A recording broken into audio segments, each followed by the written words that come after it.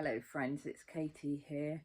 I just thought I'd make a quick video about what being in an AP about number 8 is like, number 7, number 8. So that is a scale from 1 to 10. 1 being that you feel absolutely fine and you feel raring to go, you've got tons of energy, you're very emotionally balanced, you're able to think quickly and clearly, speak and act quickly and clearly. And yeah, you don't have emotional or sort of mental outbursts. You're feeling invigorated and uplifted and full of gratitude in your mind and really enjoying life. So being in an adjustment period number 10 is that you are completely the opposite. You're in a great deal of pain. Your body feels like it's probably on fire. Your heart might be racing like mad. And you can't have any stimulus, so anything causes pain and discomfort, like any noise, any warmth or heat or cool, any light, any touch. All these things cause pain, and mentally you're really going through it. You're really going through the ringer. So an AP sort of 6 is where you're able to get out and about. Your brain is reasonably working with some blips here and there. It's not that easy to really go for things, and it's not that easy to be really positive and upbeat about things. You're just struggling with twinges and things like that, but you are able to get out and about.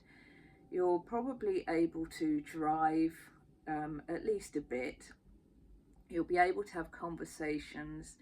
You'll be able to do some work, but you will have a bit of fatigue probably.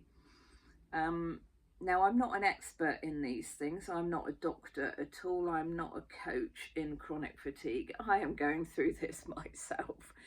So I just want to post something to help you to realise what it's sort of like in the trenches, as it were. So I've just been able to get out with my husband, having rested all morning. I'm just looking at the clock there.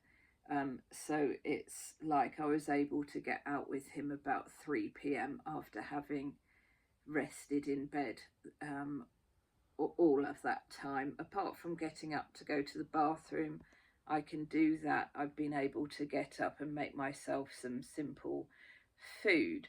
So that's what I call about an AP 7/8.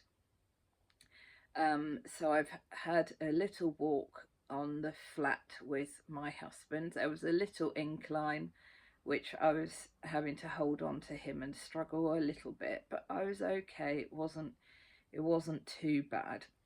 And it was lovely to get out as well. I do have a certain amount of pain at the moment. Now, it's sort of irrelevant really to talk about where the pain is, because with each of us it's different, and with each day or each hour or moment it can be a bit different as well. So it's best not to focus on worrying about the pain is this, what if it's this or that or the other. I have taken a little bit of pain medication just to help me along. I'm struggling a bit mentally because just out there is our church, because my hubby is the pastor, and they had a lovely harvest service, which we have once a year during harvest time, and they had a meal together as well, and I was here. So there were quite a lot of things going through my brain over that, and I was trying to swat away the negative thoughts and just try and feel calm. Thankfully, I'm not in like an AP 9 or certainly 10 when it would be really, really difficult, you know, and it would make me very emotional as well. I would be really crying, and then that causes me more pain in the future, you know, a few hours after that, because I've had so much tension in my body. So thankfully, it's not been like that. I've been fairly chilled, but not able to join in with that at all. So it is a lonely journey, being like this. But this is what AP7/8 looks like. I'm able to talk. I'm able to string words together that make some sort of sense. I'm able to smile a little bit, and able to eat and get up and get out a little bit. So that is such a blessing. When the AP is a bit higher than this, and my husband really helps me to get out, to go to a garage or something and bring me a little coffee into the car. When I'm higher up the AP flare up, as it were, spectrum, my eyes have to be shut most of the time. Often my mouth is open as well. I'll just be like that in the car, because I think there's something to do with the amount of oxygen, and the pain levels are higher and everything. So you need to, I just feel I need to have my mouth open to get a bit more oxygen, eat more easily into my system. Yeah, and so I'm like that, and I'm not able to walk about. I mean, most of the time I just really don't feel up to getting up when I'm like that.